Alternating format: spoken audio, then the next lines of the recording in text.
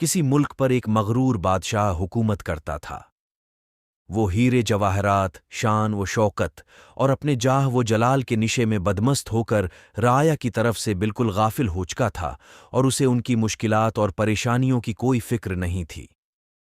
کچھ لوگ اس کے لیے بد دعائیں کرتے تو کچھ اس کے لیے ہدایت اور نیک توفیق کے طلبگار بھی ہوتے۔ ایک وقت آیا جب خدا نے رعایا کی سن لی۔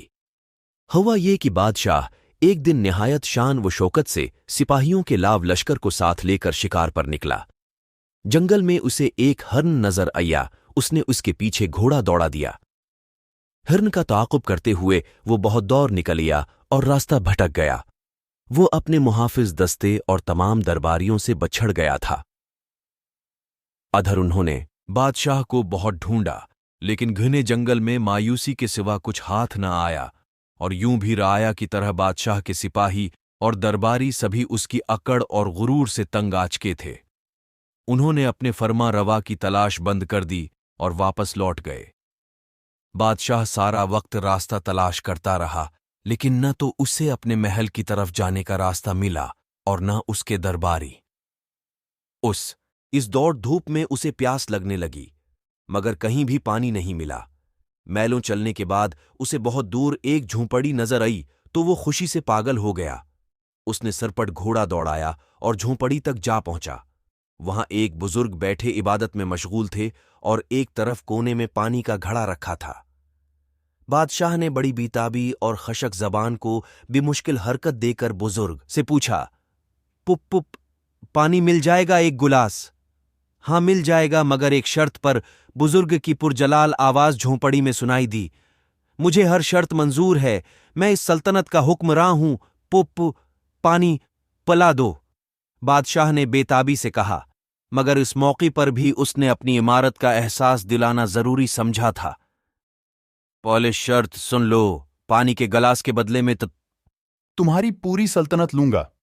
بزرگ نے درشٹی سے کہا، پوری سلطنت ایک گلاس پانی کے بدلے؟ بادشاہ نے حیرت سے پوچھا۔ بزرگ نے کرخت لہجے میں کہا، ہاں منظور ہے تو ٹھیک، ورنہ یہاں سے چلے جاؤ اور مجھے عبادت کرنے دو۔ پیاس کی شدت سے بادشاہ کو اپنا دم نکلتا محسوس ہو رہا تھا۔ اس نے نڈال ہو کر کہا، مجھے منظور ہے، اب مجھے پانی دے۔ پانی پی کر بادشاہ کی جان میں جان آئی تو وہ بزرگ سے کہنے لگا، وعدے کے مطابق اب میں بادشاہ نہیں رہا، اب میری جگہ بادشاہ ہو گئے ہیں۔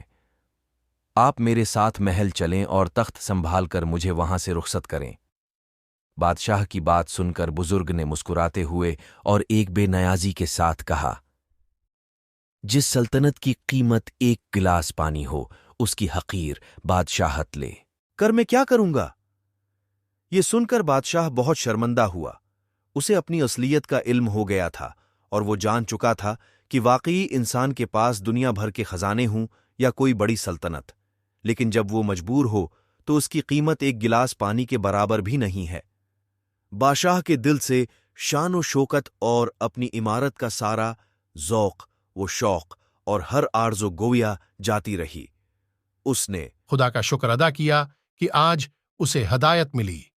بادشاہ نے ایک اچھے حکمراں کے طور پر زندگی بسر کرنے کا فیصلہ کر لیا۔